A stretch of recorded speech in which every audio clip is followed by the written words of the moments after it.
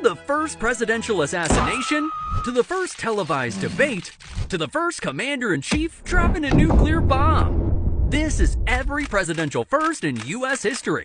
And you might want to grab some popcorn, because these only get crazier with each president. Like George Washington, who was not only the first U.S. president, but the first and only president unanimously elected. Twice. Because Washington wasn't just another politician. He was a general who led a ragtag army against the most powerful empire on earth and won. His reputation was so massive, he could have crowned himself king. No, seriously, people offered.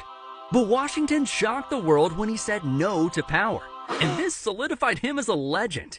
However, when it came time to pick America's first president, the decision was automatic, because the nation dragged him back into public service and gave him back-to-back unanimous election wins. Sorry, John Adams, but at least you were the first president to live in the White House.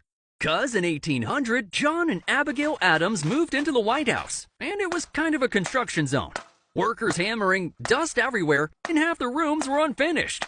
But the Adams made it work. Cause Abigail famously hung laundry in the East Room, cause nothing else was in it. But the move to D.C. didn't stop with the Adams. It rolled right into Thomas Jefferson, the first president inaugurated in Washington, D.C. Before that, inaugurations bounced between New York and Philadelphia. But in 1801, Jefferson's ceremony cemented D.C. as the permanent home of the American government. A swampy little city still half under construction.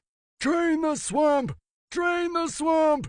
And no, Jefferson didn't talk about draining the swamp, he just literally stood in one. But while the presidents got cozy in D.C., James Madison was gearing up for war. Because Madison was the first president to formally ask Congress for a declaration of war. The year was 1812, and American sailors were being bullied by British ships. And the Constitution was clear. The president couldn't just charge into battle. He needed Congress to sign off. So Madison marched into Congress and asked for it. And after a fiery debate, America was officially at war with the British Empire once again. Woohoo! Tough crowd. But the War of 1812 turned out messy, divisive, and even caused the U.S. Capitol to go up in flames.